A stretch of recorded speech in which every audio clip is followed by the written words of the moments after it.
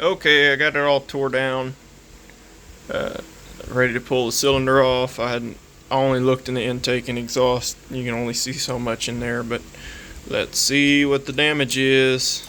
This is the salvaged cylinder. Wash pattern is looking mighty nice.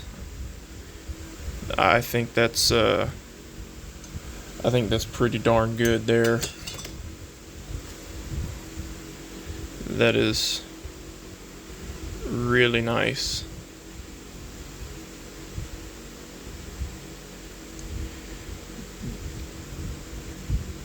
The right side on the screen is a little bit, I'd want it more to, well, I don't know, would I want it to look more like the right side or more like the left side? You can see how things are trailing in a little more toward the intake. I honestly think this is probably the better pattern on this side, and that primary right there is angled a little bit aggressively compared to the right. But at the top, it looks like nearly identical angles. Interesting. That's a pretty good one though. And yeah, we have heavy wear on the intake side, which was pretty well expected. I can't even catch it with my fingernail though. It doesn't look like it's hurt that ring at all any.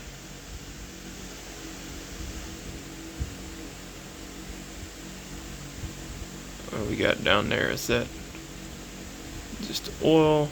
Yeah, that's oil. And if you're wondering what's in here, this is Red Armor 40-1. I believe that's what my buddy is running.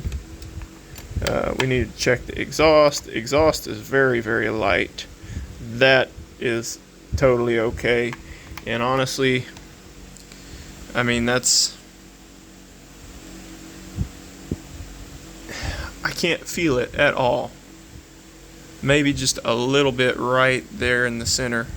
But the oil is Red Armor 40-1. Prior to that, I was running Torco GP7. And that oil, from what I've seen of it so far, is super, super clean. It lubricated plenty well, like most of them do. But it was super, super clean. The only thing that I don't like is when you dump it in the gas, it just looks like straight gas, sort of like Castor 927. There's no color to let you know something's going on there. You got to rely on your memory, and sometimes you get a lot of things on your plate, and you ain't totally sure. But yeah, super duper lubricated. The plug was looking pretty nice too. That's typically how I like to see them. And if it looks lighter, then I don't know. That's typically how I like to see them. I'd rather have a little bit of carbon on there because you have oil in there.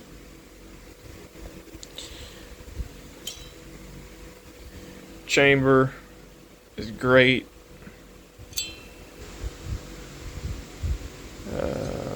But we got to look at the walls of the cylinder.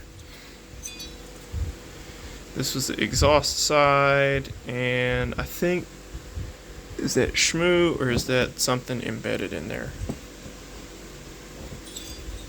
No, those are dents, and they're raised up a little bit. You can see that because that's where it's worn shiny. Those are worn shiny.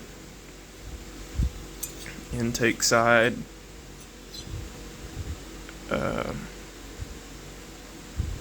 Does not look too bad. I could probably flatten that intake port a little more on future builds.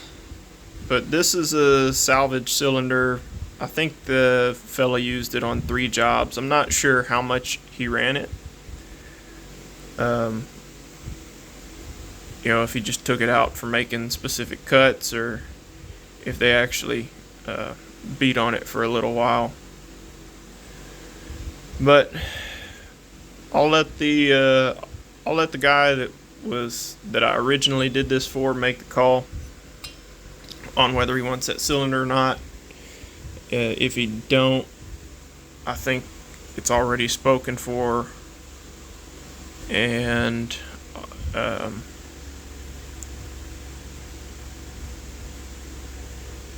see, anything else? Yeah, if you don't want this one, I'll just do him another one.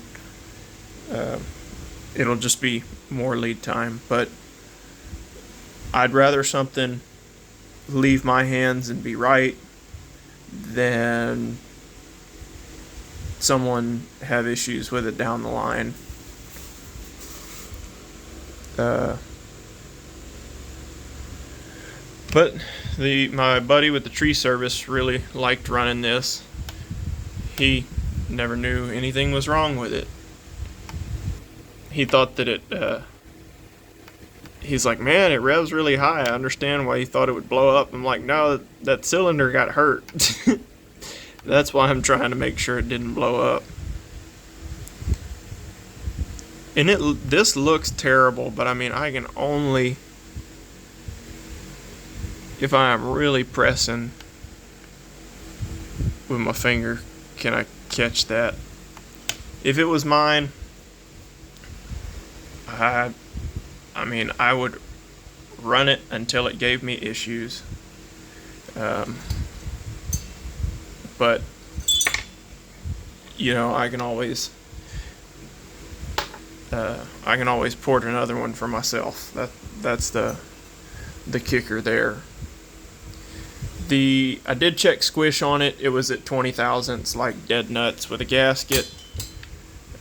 Running the stock base gasket, it was 20 thousandths on the squish, or 0.5 millimeter. I could probably hit all this like one more time with some emery cloth.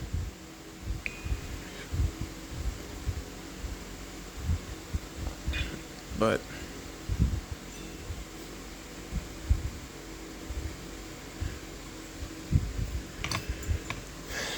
that's it. That's it for this video. I still need to tear down. I got a 620 that I got to tear down and probably do some layout work on, and then I got Novice Lumberjack 357 that I need to do some carb testing on. I know it's a new carb, but I'm not 100% certain about the soldering of the shafts. I have some Husky 350 stuff, so I'm probably just going to order a carb and go from there, and then I may order a piston as well.